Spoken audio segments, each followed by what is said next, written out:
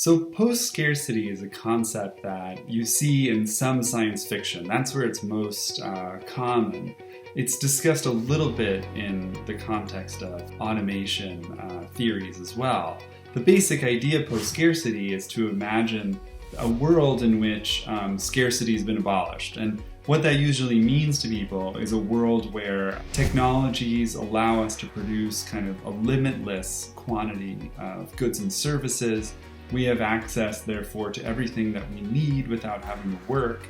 And so everyone just experiences this kind of incredible security in their lives. And there's a lot of research about how much of our brains are kind of constantly engaged in thinking about the question of survival. We just spend so much of our time worrying about what's going to happen to us and what's going to happen to our children and how we're going to be able to make our rent or pay for food or keep our jobs or, put our kids in a good school so they don't have to worry. And all of these kind of concerns, when people live in a post-scarcity society, those things melt away and human beings are able to kind of think in this totally new way, like they're more interested in or have time for a range of other concerns that have nothing to do with survival. And those could be things to do with, with their passions that they have. It could just be about enjoyment. It could be about all kinds of projects that they would do if they didn't have to worry about survival.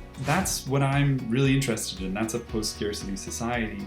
But I take kind of a unique perspective on it because I'm trying to show that there's an alternate way to think about scarcity and post-scarcity that's not so technological. Like most accounts of post-scarcity focus on this idea that with these brilliant new technologies like a replicator, that's going to be the way that humanity gets beyond work and beyond meaning.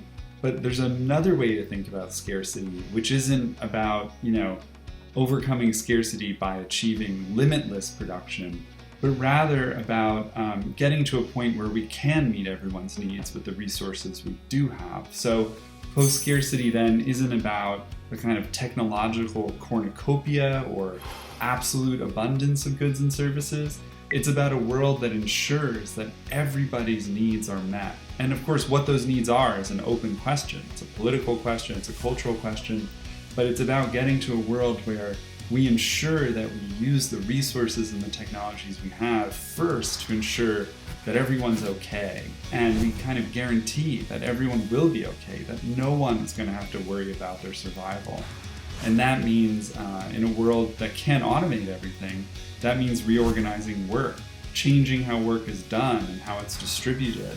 And I think that this social act, and I'm saying that there's a whole number of social thinkers running from the original utopian Thomas More to thinkers like Karl Marx and Peter Kropotkin and W.E.B. Du Bois and John Dewey and Otto Neurath. There's all of these thinkers who were working on the social question of post-scarcity alongside the kind of technological vision that you were seeing emerge in 20th century science fiction.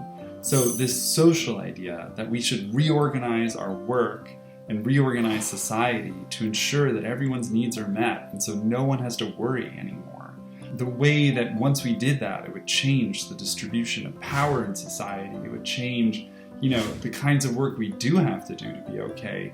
It would force us to renegotiate what that work looks like. And the most important thing is that it would give people this real freedom to face their lives, not thinking about what they're going to do to survive. They're going to be thinking about what they're going to do with the time of their lives and, how they're going to make good on that and how to divide their time between enjoying themselves and contributing something to humanity and making a meaningful life. And, I think that is a realistic future. I think the future post-scarcity as just a purely technological overcoming of our condition, that's a fantasy.